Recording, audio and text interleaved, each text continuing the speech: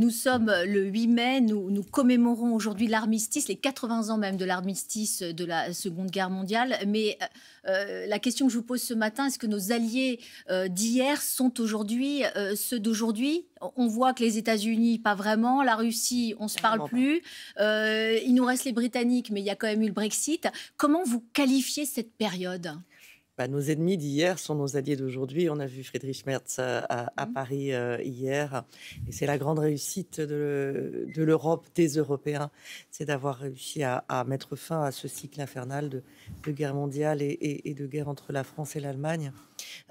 C'est quelque chose qu'on doit préserver à tout prix dans un monde où, en effet, les alliances sont moins certaines qu'auparavant.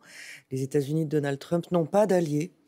Ils ont des intérêts à très court terme et purement économiques. Et la Russie de Vladimir Poutine est dans un état d'esprit impérialiste, agressif, et s'adresse à nous pour essayer de nous affaiblir en permanence. Vous savez que la France est le deuxième pays en Europe le plus visé par la désinformation russe après l'Ukraine. Justement, demain, la Russie va célébrer, elle aussi, la fin de la guerre avec une grande parade militaire. Vladimir Poutine a ordonné une trêve de 3 jours avec l'Ukraine. Elle entre en vigueur aujourd'hui. Est-ce qu'on peut le croire? C'est de la communication, hélas, et c'est tragique.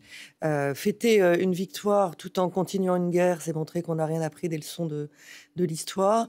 Et c'est pas à lui de décréter de manière unilatérale et simplement pour 3 jours une trêve, alors que depuis des mois, les efforts internationaux pour qu'il y ait un vrai cessez-le-feu durable se sont multipliés et se sont heurtés à son intransigeance. Mais vous parlez d'un cessez-le-feu. On a quand même le sentiment qu'il est au point mort en ce moment. Il y a certes un accord qui a été signé entre les États-Unis et l'Ukraine sur les terres rares, mais on a l'impression quand même que cette guerre s'enlise. Cette guerre s'enlise, la Russie qui devait prendre l'Ukraine en 3 semaines y est depuis 3 ans. Les États-Unis qui devaient régler la guerre en 24 heures sont presque en train de jeter l'éponge, enfin disent Russes et Ukrainiens, mettez-vous d'accord, mais sans nous. La réalité, c'est que la Russie ne veut pas la paix. Depuis très longtemps, le président ukrainien a présenté un plan de paix, a dit qu'il était favorable à un cessez-le-feu sans condition. Et en face, on voit le pilonnage de Kiev, d'Odessa, de Kharkiv en permanence avec des victimes civiles. Et pourtant, la Russie engrange des pertes humaines considérables en permanence. Elle grignote du territoire, mais elle n'a pas réussi de grande percée pendant le printemps. Tout le monde doit travailler à un cessez-le-feu durable et ensuite à une véritable paix. Mais il faut continuer à aider les Ukrainiens parce que pour le moment, je ne suis pas convaincue, ils ne sont pas convaincus que la Russie veut la paix. On sent que Donald Trump veut pousser les Ukrainiens, notamment à lâcher la Crimée. Est-ce qu'ils doivent le faire? Est-ce que c'est ça l'issue de la guerre? Les Ukrainiens ne peuvent pas admettre officiellement que la Crimée ne serait pas ukrainienne. C'est dans la constitution ukrainienne et ce sont les frontières internationalement reconnues de l'Ukraine. Le problème de Donald Trump dans sa méthode de négociation, c'est qu'il a commencé par mettre la pression sur l'agressé et faire des cadeaux à l'agresseur, en indiquant que les États-Unis étaient prêts à reconnaître que la Crimée était russe, que les États-Unis s'assureraient que l'Ukraine n'entrerait pas dans l'OTAN. Et pendant ce temps-là, les États-Unis n'ont pas fait pression sur la Russie. Les Européens, Emmanuel Macron, Keir Starmer et d'autres, s'efforcent de faire comprendre à Donald Trump qu'avec une méthode comme celle-là, il n'y arrivera pas.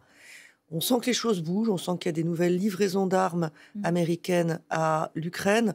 Non pas que les États-Unis veulent prolonger la guerre et personne ne veut la prolonger, mais pour que la Russie sente la pression pour arrêter les combats, Mm. il faut qu'il y ait une capacité de dissuasion plus forte de l'Ukraine. Vous évoquiez l'Allemagne en début de cet entretien. Hier, Emmanuel Macron recevait le tout nouveau chancelier allemand Friedrich Merz, avec l'espoir naturellement de relancer le couple franco-allemand. Les Allemands ont levé le frein à la dette, hein, mais ça ne veut pas dire pour autant que Merz aura les mains libres pour faire le grand emprunt européen que souhaite Emmanuel Macron. Vous pensez que c'est accessible ou que Merz aura quand même du mal à imposer ça auprès de son opinion publique? D'abord, on a vu que Friedrich Merz a été élu chancelier, mais au deuxième tour seulement. Donc on voit que les gouvernements de coalition, comme le sien, avec son parti, mais aussi la CSU et le SPD, sont des gouvernements difficiles. C'est le résultat, la proportionnelle. Je voudrais le dire à la classe Mm. politique française. C'est pas forcément une baguette magique pour l'efficacité. Ensuite, Friedrich Merz a obtenu la levée du frein de la dette, mais est-ce qu'il est prêt à un endettement européen Mm. ou un endettement national allemand? C'est la grande question. Il a fait des discours très pro-européens. Ça fait du bien parce qu'on ne peut pas dire que son prédécesseur était très pro-européen. Mais est-ce qu'il va les mettre en œuvre? Est-ce qu'il aura les coups des franches? Ou est-ce que ce sera, si j'ose dire, l'Allemagne d'abord et l'Allemagne Mm. seulement? L'avenir le verra. Emmanuel Macron a bien fait de le recevoir. C'est une tradition. Un nouveau chancelier vient à Paris, un nouveau président français va à Berlin. Il y a visiblement une envie de travailler ensemble. C'est une très bonne chose. Mais après, l'Allemagne restera l'Allemagne. Et puis il y a aussi au sein de l'Allemagne l'essor de l'AfD, hein, qui est le Oui. parti d'extrême droite. Est-ce que ça, qui est un parti eurosceptique, est-ce que ça peut pas être un frein aussi euh, pour Friedrich Merz? Alors, l'AfD, heureusement, n'a pas gagné, mais l'AfD est présente, très présente en Allemagne de l'Est et présente comme un parti qui pèse aujourd'hui au sein du Bundestag. C'est pas seulement un parti eurosceptique. Moi, j'ai des députés européens de l'AfD siègent au Parlement européen, donc je les vois tous les jours. C'est un parti résolument pro-russe. C'est un parti qui abrite des pro-nazis revendiqués. C'est un parti que malheureusement l'administration Trump soutient aveuglément. C'est un parti dangereux et d'ailleurs les services Il de a été renseignement classé effectivement à l'extrême allemands droite. ont rappelé, parce que l'Allemagne a un passé et a de la mémoire, que ce parti était dangereux pour la constitution allemande. Mm. Euh, Autre visite importante hier, hein, Emmanuel Macron qui recevait Ahmed al-Shara, le Ouais. président syrien. Une visite qui a été décriée, hein, notamment au vu du CV, un profil sulfureux, c'est un ancien Bien sûr. djihadiste. On sait aussi que les exactions contre les minorités se sont multipliées en Syrie. Est-ce que al-Shara a les moyens de contrôler les plus radicaux dans sa coalition? Vous savez que je me suis rendue en Syrie et je vais y retourner depuis la chute de Bachar el-Assad. À la différence de ceux qui allaient serrer la main de Bachar el-Assad, c'est-à-dire toute l'extrême droite française, qui ne voyait pas les 500 000 morts dont le boucher de Damas était responsable. Donc je pense qu'ils sont très mal placés pour critiquer ce qui se fait aujourd'hui. Oui, mais Est-ce Bachar el-Assad, il a aussi été reçu en grande pompe à Paris à une époque. Avant la répression Mm. de 2011. Heureusement, ensuite, la France a pris ses responsabilités. Et aujourd'hui encore, la France prend ses responsabilités. Est-ce qu'Ahmad El-Shara est le profil idéal d'un dirigeant tel que nous l'aurions choisi? Non. Mais il a fait tomber Bachar el-Assad.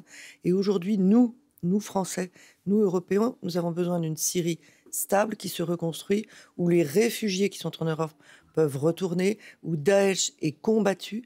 Et il se trouve qu'aujourd'hui, Ahmad El-Shara a changé son fusil d'épaule, qu'il combat Daesh, que d'ailleurs Il faut vraiment lui faire confiance. il faut conditionner notre soutien, comme l'a fait Emmanuel Macron, comme le fait l'Europe, au respect et à la protection de toutes les communautés en Syrie, les chrétiens auprès desquels je m'étais rendue en Syrie, les Druzes, les Alaouites. Mais il faut aussi se souvenir que la Syrie aujourd'hui, elle est attaquée par des milices pro-iraniennes. Elle est malheureusement attaquée par Israël, qui contribue à sa déstabilisation, ce qui est un risque de sécurité pour toute la journée.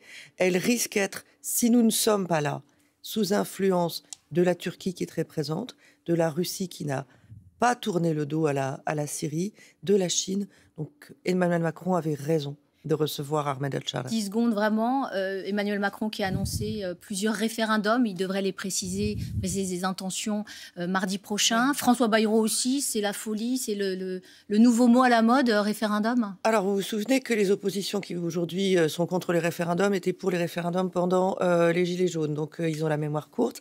Simplement, aujourd'hui, l'Assemblée est bloquée. On voit que malheureusement, on n'arrive pas à avoir de majorité parce que les partis ne travaillent pas les uns avec les autres. Donc, l'envie de référendum, je la comprends.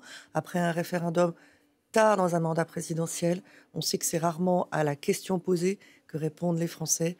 Donc, à manier avec pas mal de prudence, je pense. Merci beaucoup Nathalie Loiseau. Bonne journée à vous.